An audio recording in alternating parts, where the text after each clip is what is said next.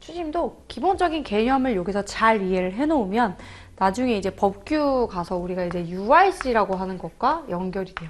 아까 전에 봤던 송금 같은 경우에는 단순히 어떤 개념에 대한 정리만 했죠. 그런데 추심은 이 추심에 대한 내용에 대한 이해도 중요하지만 이제 그 법규 강의에 가가지고 물론 3대 협약인 UCP 600처럼 신용장에서 이제 수반이 되는 법규 규칙만큼 중요한 건 아니지만 그래도 UCP 600 다음으로는 그래도 대금결제 파트에서는 한번 정리는 돼야 되는 내용.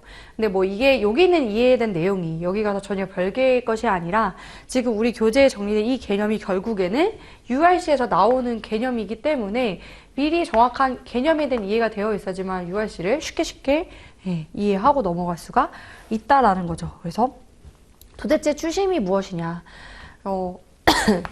일단 추심이라고 하는 그 자체에 대한 정의도 있지만요. 문제에서 추심에 의한 추심 자체를 물어보기보다는요. 추심에 의한 대금 결제 방식, 그러니까 추심이라고 하는 방식이 있는데 그 방식을 무역 결제에 있어서의 대금 결제 수단으로 활용하는 거거든요. 그래서 우리의 개념은 일단 추심 자체에 대한 이해, 그리고 추심에 의한 대금 결제 방식에 대한 정의를 내릴 수가 있어야 돼요. 제가 시험 문제에서 추심에 의한 대금 결제 방식에 대해서 쓰세요라고 하면요. 다들 그냥 추심이란 뭐다, 혹은 뭐 URC에 보면 추심은 뭐라고 되어 있다라고만 쓰는데 그건 추심의 정의라는 거죠. 우리는 추심에 의한 대금 결제 방식을 설명하기 위해 URC에 있는 추심의 개념을 끌어올 수는 있지만 그 자체로 끝나면 안 된다는 거. 그래서 추심에 관한 통일 규칙, ICC에서 만든 그 규칙이 있는데 추심을 뭐라고 표현하고 있느냐면은 은행이 접수한 지시에 따라서 일단 주체는 은행이죠. 은행이 자, 첫 번째 인수 지급을 받기 위해서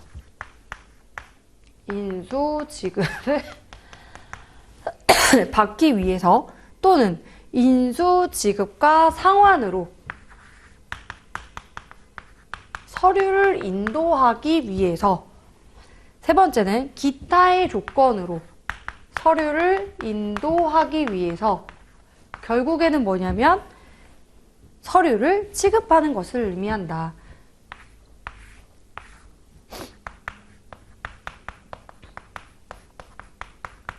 라고 이제 이해를 하면은 되겠죠. 그래서 URC에 있는 개념을 이제 있는 그대로를 이제 딱 써주시면 되겠고, 우리가 알아야 되는 건 이제 이거를 활용해서 어떻게 대금 결제를 하느냐가 이제 중요한 거니까 후단에 있는 내용을 봐야 되겠죠.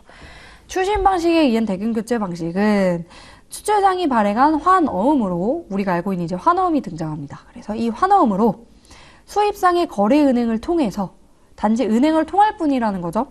무역 대금을 추심에 의하여 결제하는 방식을 의미하는 것이다.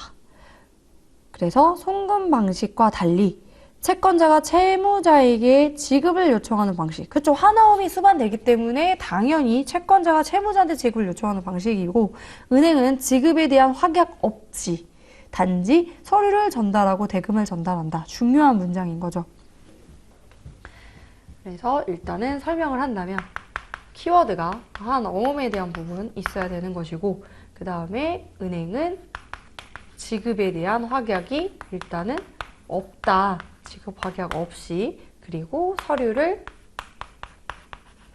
전달해준다 라고 표현을 하는 거죠. 서류도 전달하고 그리고 대금도 전달해주는 거죠.